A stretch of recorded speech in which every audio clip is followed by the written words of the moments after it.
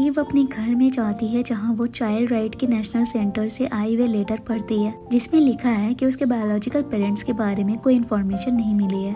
बस इतना पता चला है कि वो चिंचॉन स्टेशन के एक टैक्सी में पाई गई थी। शाम के वक्त सोफे में बैठकर मैगजीन में उसके और गोंग के आने के बाद के आर्टिकल्स को देख रही होती है। वहीं गोंग जो लेटा हुआ है उसकी माँ कह रही है कि वो फिर कभी उन्हें छोड़कर स्पेस ना जाए। पता है हमारा दिल इतना डरा हुआ था कि हमसे आग लग गई और गोयुन ने हमारी जान बचाई। वो बोलता है कि वो उसे अच्छे से थैंक्स बोल देगा इसके लिए। फिर उसकी माँ कहती है कि गोयुन के अलावा किसी और के लिए डेस्परेट मत होना कभी, और उसे मारती है क्योंकि वो बोलता ही नहीं कुछ, क्योंकि उसके जहन में ईव की बातें घूम रही है जो उसने उसे नूडल खाते वक्त कही थी और साथ बिताए सारे पलों को भूल जाने को कहा था। और उसने उसे कहा था कि तुम्हें शर्म आ रही है लोगों की कि वो क्या कहेंगे। एक कमांडर ने टूरिस्ट के साथ ये सब किया, वो भी अपने फर्स्ट प्रोजेक्ट में। तुम शर्मिंदा हो जो हमने वहाँ किया है ना। सो उसे ये ना चाहते हुए भी कहना पड़ता है कि हाँ वो शर्मिंदा थी ताकि वो भी यही सब कुछ खत्म कर दे। अगले दिन ईव, सियोंग और मीना एमजी मेडिकल सेंटर आए जहाँ पे गोंग रियोंग काम करता है। मीना सियोंग के साथ गोंग के कैबिन में आती है। वो लोग बताते हैं कि ईव भी आई है पर वो ईमान को दिखाने गई है। मीना फिर अपने प्रॉब्लम बताती है। उसके बाद वो दोनों उसे लॉटरी टिकट देने के लिए थैंक्स बोलते हैं।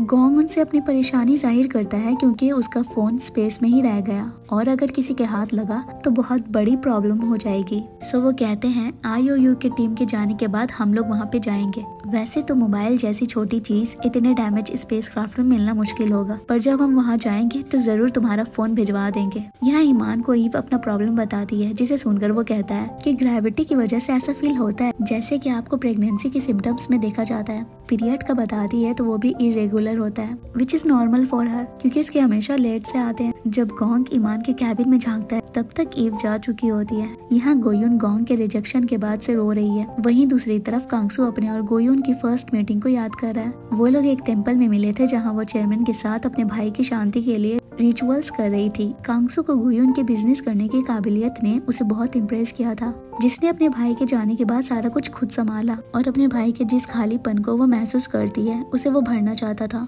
स्पेस एजेंसी में सारे लोग ईव और गोंग की रेस्क्यू की वीडियो देख रहे होते हैं IOU को सबमिट करने के लिए। तो उसे पॉज करके चीफ कॉल पे गोंग को काम खत्म होने के बाद स्पेस एजेंसी बुलाती है। वहाँ जब एक एम्प्लॉय मा युनसू आती है वो वीडियो देखकर कहती है कि मुझे दोनों के एक्सप्रेशन से ऐसा लग रहा है जैसे दोनों ने मीटिंग की है, क्योंकि जिस कमांडर को हम जानते हैं। Do you really think she will hold someone like that? Manual में ऐसे इंस्ट्रक्शंस तो नहीं है। डोंगा कैफे में ईव से मिलने आता है, कहता है कि उसे इतनी जल्दी स्पेस जाने के बारे में दोबारा सोचना चाहिए और उसके साथ रहने की बात करता है, जिसपे वो साफ इनकार कर देती है। एक तो उसका अधूरा मिशन उसे कंप्लीट करना है और दूसरा वो उसके लिए अब एक सीनियर जैसा है। सो वो उसकी बहुत इज्जत करती है और उसकी जान बचाने की भी शुक्रगुजार है, पर वो चीफ के मामले को भुला नहीं पा रही है। और वैसे भी उसकी नजर पहले से ही चीफ पे थी जब वो लोग रिलेशनशिप में भी नहीं आए थे, पर उस वक्त चीफ इंटरेस्टेड नहीं थी। वो कहता है तुम गोंग को चाहती हो इसीलिए ये एक्सक्यूज बना रही हो।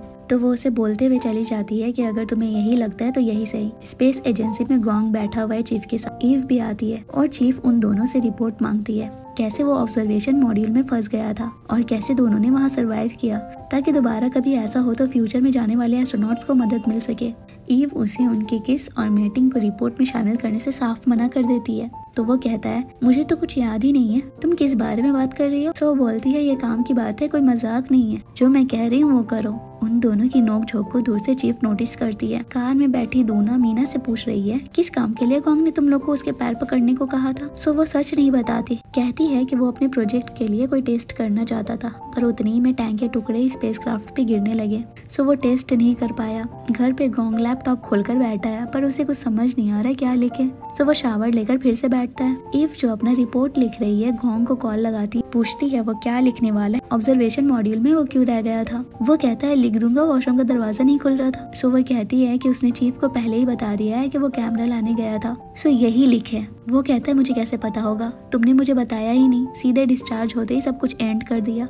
अब मुझे जो लिखना होगा मैं लिख लूंगा, मुझे बताओ मत। और कॉल कट कर देता है। सुबह कांगसू जो अभी एक लग्जरी होटल में रुका हुआ था, नाइट सूट पहना हुआ वहाँ के कैंटीन आता है जहाँ गोयून नाश्ता कर रही थी। पूछने पे कि वो यहाँ क्या कर रहा है, वो बताता है मुझे लगा कि तुम इन दिनों घर के बजाय यहीं रहोगी।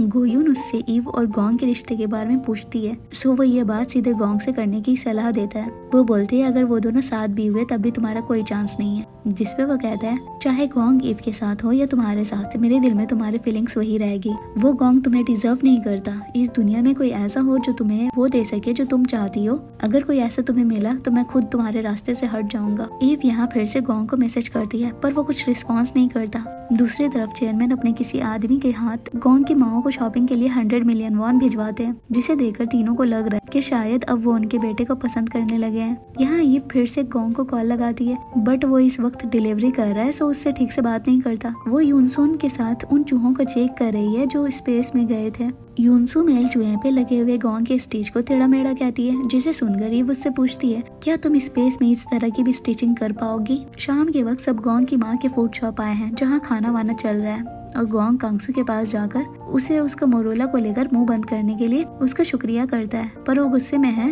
कि सब ने गोंग की वही चीज करने में मदद की जिसके लिए उसे सुनाया गया था। यहाँ मीना, सियोंग और सांटी परेशान है कहीं कांगसू अपना मुंह ना खोल दे क्योंकि उन्होंने गोंग की हेल्प की। वहाँ गोंग आकर कहता है कि ये ऐसा कभी नहीं करेगा, वो अपने प्यार को कभी हर्ट नहीं करने वाला। सियोंग को फोन पे कुछ आता है जिसे देख वो सांटी को अपने साथ बाहर लेकर चला जाता है। यहाँ कांगसू भी चला जाता है। डोंगा गोंग से पूछता है क्या वो ईव में इंटरेस्टेड है और क्या उसे पता है उसकी वजह से ईव के पीठ पीछे लोग कैसी कैसी बातें कर रहे हैं उसे लेकर, और ब्लेम करता है कि उसी की वजह से उसका बना बनाया करियर खतरे में है। सो वो कन्फेस करता है कि हाँ वो ईव को पसंद करता है। कहता है ऐसे इंसान को कौन नहीं चाहेगा, पर ये बस उसकी फीलिंग्स है, ईव की नहीं। यहाँ सियोंग प्राइस क्लेम करने के लिए टैक्स अकाउंट से बात कर रहा था और लॉटरी के टिकट से स्टैंड बाय मी हटाने की बात सांटी से करता है। उतने में वहाँ कांगसू आ जाता है और टिकट ले लेता है। यहाँ ईव गोंग के घर के बाहर उसका वेट कर रही है। उसके आते ही उसे जल्दी रिपोर्ट में वही लिखने को बोलती है जो वो कह रही है। सो बोलता है अंदर आकर खुद ही लिख लो। पहले तो वो अंदर जाने से हिचकिचाती है,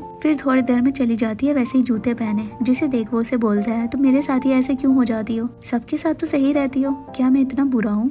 फिर वो भी अपने दिल की बात बताने लगती है कि हाँ मैं मानती हूँ तुम्हारे मेरे पैर सिलने के बाद से तुम मेरे दिल में आने लगे थे। जब तुमने नशे में मुझसे अपने दिल की बात कही तब भी दिल किया कि तुम्हें हाँ कह दूं। वो अपने प्यार का इजहार कर रही होती है तो गोंग उसे कहता है कि तुम अपनी मर्जी से यहाँ आई हो, अब पीछे मत हटना। वहाँ उतने में बेल बजता है और दरवाजे पे गोयून टर्टल के साथ होती है। यहाँ दोनों सियोंग पे गुस्सा है और उसे मार रही है क्योंकि उसके ऐसे टिकट को खुलेआम लेकर चलने पर उनके हाथ से लॉटरी की टिकट चली गई। सो वो उसे कांगसू से बात करके टिकट वापस लाने को कहती है। सो सियोंग उसी होटल जाता है जहाँ कांगसू रुका हुआ था। साथ मीना भी होती है क्योंकि वो दूना का गुस्सा झेलने के लिए घर नहीं जाना चाहती। सियोंग उसे दिखाता है कि दूना ने उसे कितनी जोर से मारा है सर पे, कि अभी भी उसे दर्द दे रहा है। वो भी चेक करती है और दोनों का हाथ टच हो जाता है और दोनों की आंखें एक दूसरे को देखती है। वहीं गोयून गोंग को ईव के साथ देखकर टर्टल गोंग को देखकर ईव के साथ अकेले बात करने पब जाती है। पब में उसे अपने साथ ड्रिंक करने को बोलती है। कहती है कि जो ज्यादा ड्रिंक करेगा गोंग उसका।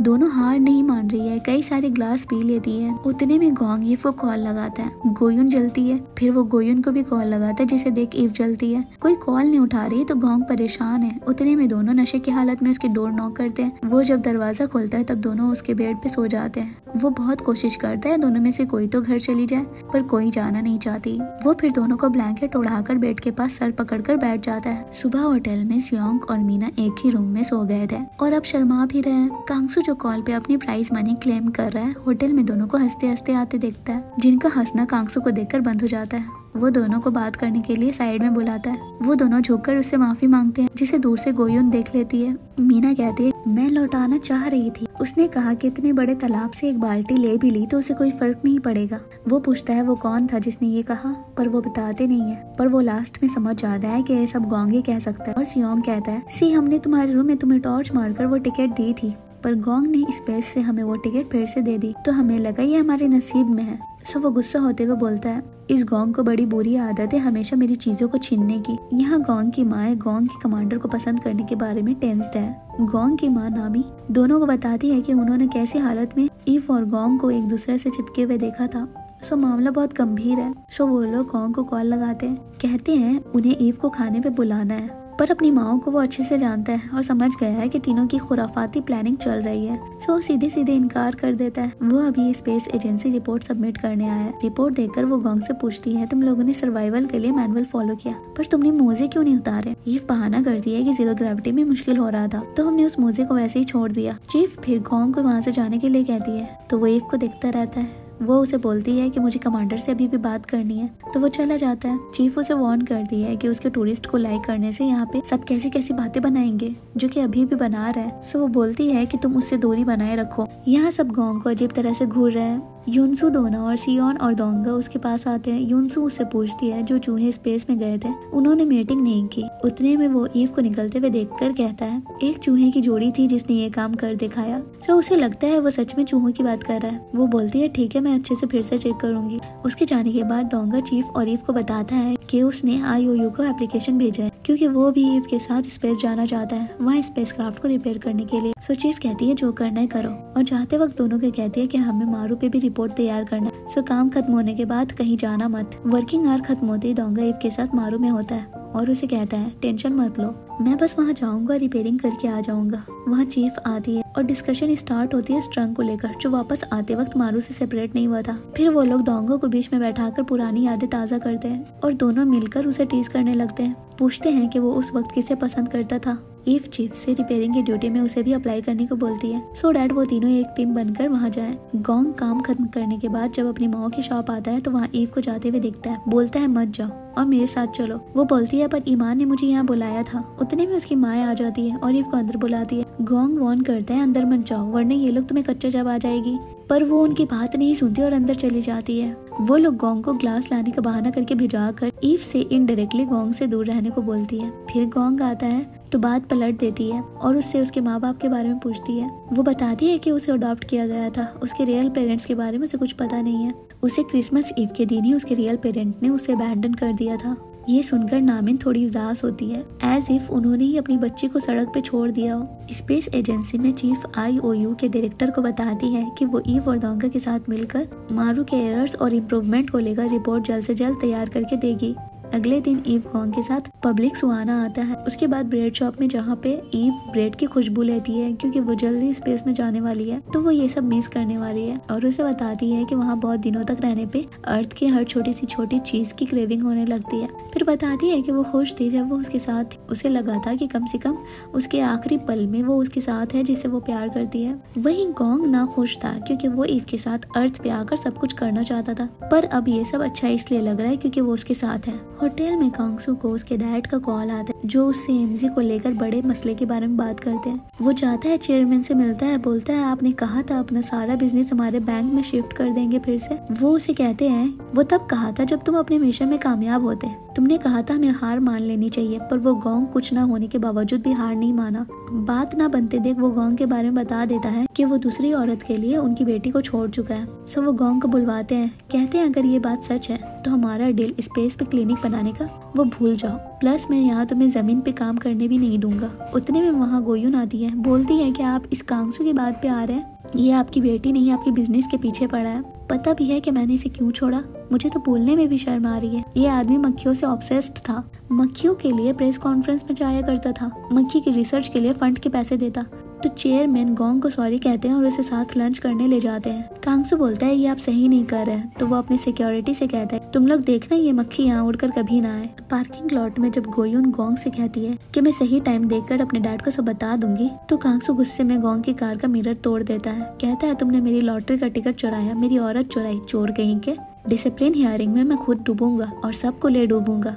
वो दोनों हाथापाई पे उतर आते हैं। गोयुन गोंग के सर पे मारती है झगड़ा रोकने के लिए, which was very satisfying. Agency में चीफ बताती है हियरिंग में कांगसू के साथ साथ सारी टीम को बुलाया गया है। ये बोलकर वो जाती है तो दोंगा ईव से कहता है चलो साथ में डिनर करने, जिसे देखकर चीफ गुस्से में चली जाती है। वो पूछता है तुमने गोंग के साथ मीटिंग की है ना? वो जब कहती है हाँ, तो उसे यकीन नहीं होता जो काम चूहे नहीं कर पाए वो ये कैसे कर सकते हैं। बारिश होने लगती है तो दोंगा एजेंसी से निकलते वक्त छाता खोलता है, तो चीफ जो सियोन के साथ किसी काम से जा रही होती है उसे कार से पानी के छींटे उसके मुंह पे पड़ाकर चली जाती है। गोंग वेट कर रहा है ईव का। ईव भी एजेंसी से निकलती है। जब चीफ रेड लाइट पे कार रोकती है, वहाँ ईव को गोंग के साथ देखती है और उसके साथ लवी डवी होते देख लेती है। वो गुस्से में है कि मना करने पर भी वो उससे मिल रही है। एजेंसी आकर सियोन फिर से वही वीडियो प्ले करता है। वहाँ उतने में वो उस वीडियो के पीछे इंक्यूबेटर देख लेती है। सियोन चेक करता है, देखता है कि इंक्यूबेटर का पावर ऑन था उस वक्त। सो वो कांगसू और गोंग को बुलाकर पूछती है, तो तुम दोनों साथ में काम कर रहे थे?